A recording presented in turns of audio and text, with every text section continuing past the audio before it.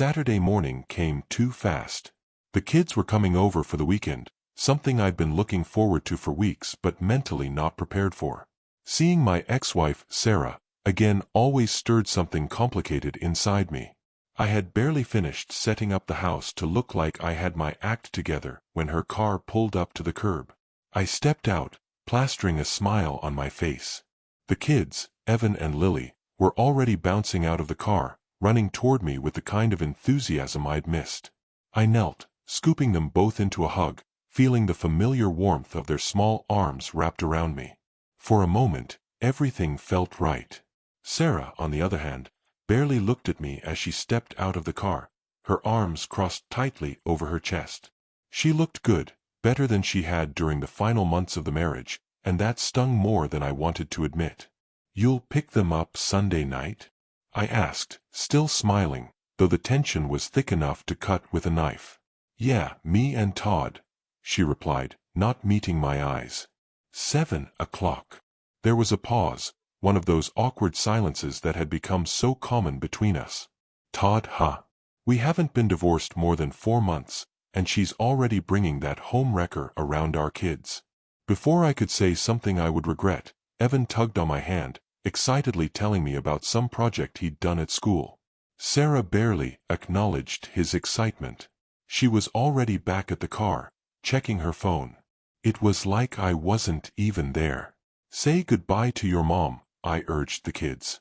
They ran back to give her quick hugs before returning to me. "Bye," Sarah said quietly, a hint of frustration creeping into her voice. She got back in the car, and before I could respond, she was already driving away. The smile dropped from my face. "Well, that went great," I muttered under my breath. It didn't take long before the kids were running through the house, exploring their new rooms, and I was starting to feel like maybe this weekend would be a good distraction. I had just set out snacks in the kitchen when there was a knock at the door. Greg stood on the porch, his 2 sons in tow. "Hey man. Thought I'd come by and introduce these guys to your kids. We would love to have you over at our place. Football, burgers, pool, you should bring them over." His kids, both boys around Evan's age, grinned and waved. Evan peeked around the corner, his eyes lighting up at the mention of the pool. "Dad, can we?" I glanced down at Lily, who was practically running out the door at the mention of swimming. "Sure, why not?" As we all headed over to Greg's place, I couldn't help but wonder if this was what normalcy felt like. The warmth of the sun on my back, the sound of kids laughing, the smell of burgers on the grill.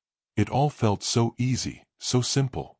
For a while, I could almost forget about the strange nights and the unsettling feeling that clung to my new house like a shadow. Of course, I couldn't forget for long. We sat by the pool while the kids splashed around, laughing and playing. Greg handed me a beer, settling into the lounge chair beside me. The football game played in the background, though neither of us was really paying attention. "So, how's it going?" Greg asked, cracking open his own drink. "Settling in all right?" "Yeah," I said, nodding. "The neighborhood's great. Quiet. Friendly. Mostly." Greg raised an eyebrow. "Mostly?" I hesitated. I don't know, probably nothing. It's just the house next door." Greg chuckled. "Oh, the weirdos? Yeah, everyone asks about them at some point. They've always been like that. Like I said at the barbecue, they barely come outside, never talk to anyone. Honestly, I forget they're even there half the time." "You should too." I frowned. "Have you ever heard anything strange from over there? At night?" Greg gave me a sideways glance. "Strange how?" "Like, talking but not like normal talking. More like, I don't know. It's hard to describe. Weird voices, almost like they're chanting or something." Greg took a swig of his beer, looking nonplussed. "Chanting, huh? Nah, can't say I've ever heard that." Before I could brush it off, a voice came from behind us. "You heard them talking?" It was Marina, Greg's wife. She stepped out from the kitchen, a curious look on her face as she dried her hands with a towel. "What did it sound like?" Greg groaned softly. "Marina, please."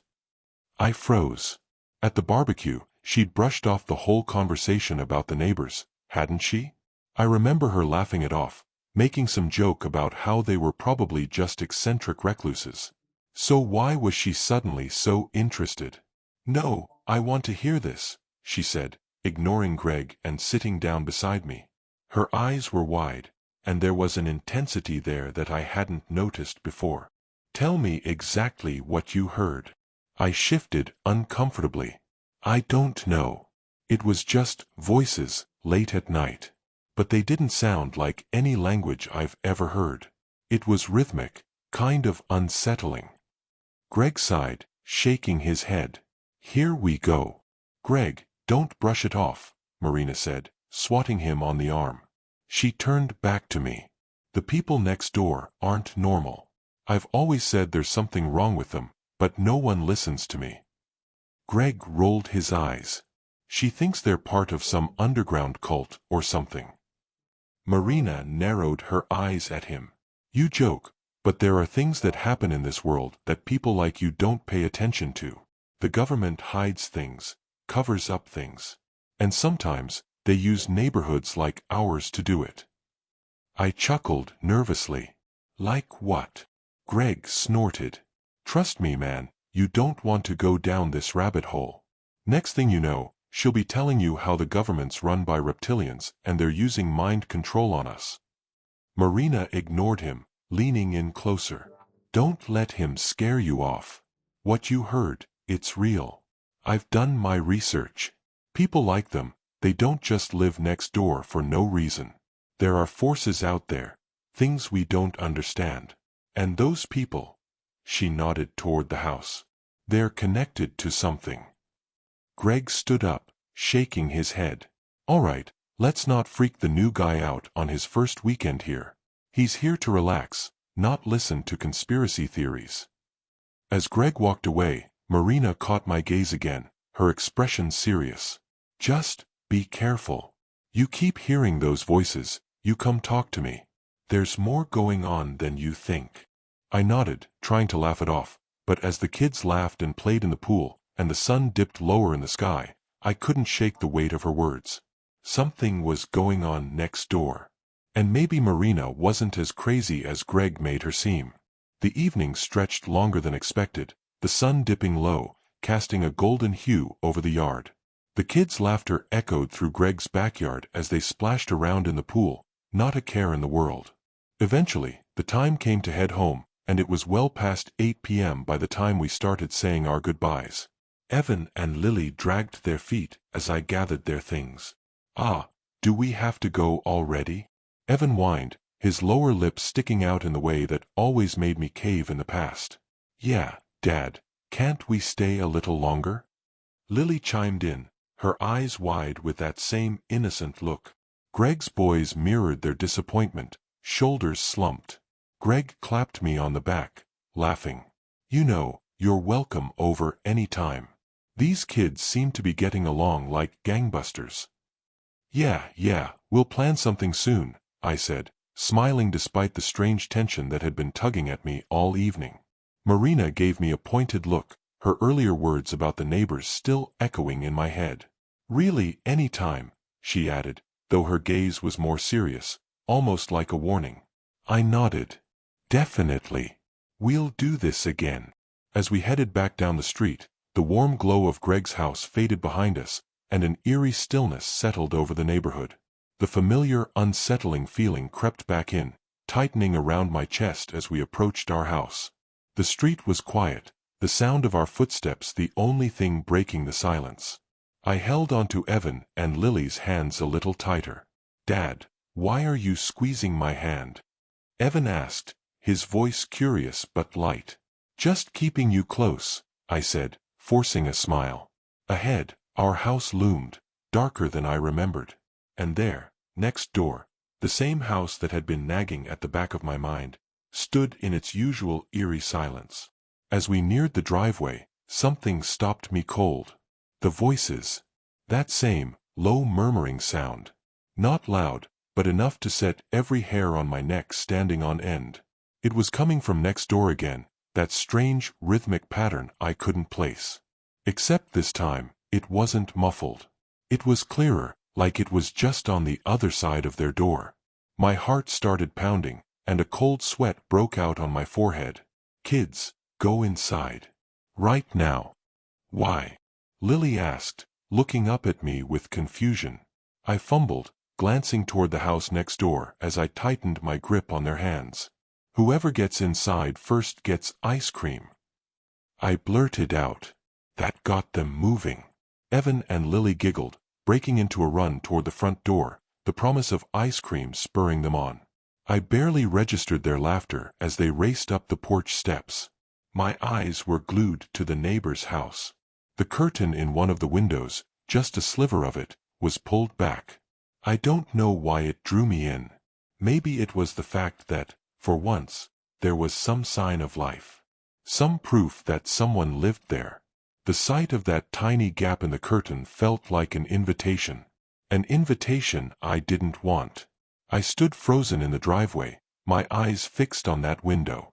The light inside was dim, casting odd shadows that flickered as if something was moving inside. My breath hitched, my heart pounding in my chest.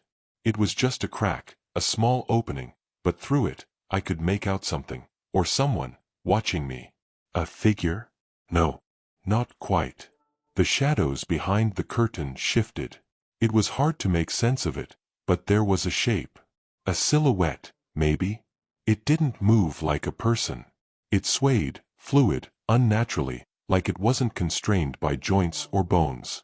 I blinked, my pulse hammering in my ears, trying to convince myself I was just seeing things. Then it moved closer to the window. I felt rooted in place, unable to tear my eyes away. The curtain twitched, just slightly, like someone was peeking out. But what I saw next wasn't right. The silhouette leaned forward, pushing against the fabric, and for a moment, I thought I'd see a face. Instead, what pressed up against the curtain wasn't a face at all. It was flesh, soft, malleable, too smooth. It stretched unnaturally, as if something was trying to force its way out but didn't know how. I could make out the faint outline of a mouth? No, not a mouth. Something more grotesque. A mass of something that shouldn't be, pushing and pulling as though the body behind the curtain was trying to reshape itself. The murmur of voices grew louder, not from outside but from within the house next door. The cadence was wrong, inhuman, overlapping in a way that made my skin crawl. My chest tightened, a wave of nausea washing over me.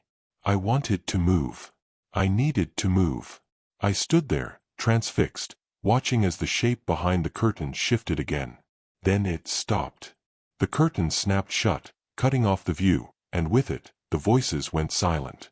I stumbled back, my breath coming in short, sharp gasps. My hand fumbled for the door handle behind me, but my fingers were shaking too hard to get a grip. I half expected the window to swing open, for whatever was inside to come crawling out after me. Finally, I yanked the door open, rushing inside and slamming it behind me. The kids were already in the kitchen, giggling about the ice cream they were expecting, oblivious to the knot of dread that had formed in the pit of my stomach. I leaned against the door, trying to catch my breath. The image of that fleshy, shifting mass still burned into my mind. Whatever was in that house, it wasn't human. Not entirely. And it was watching us.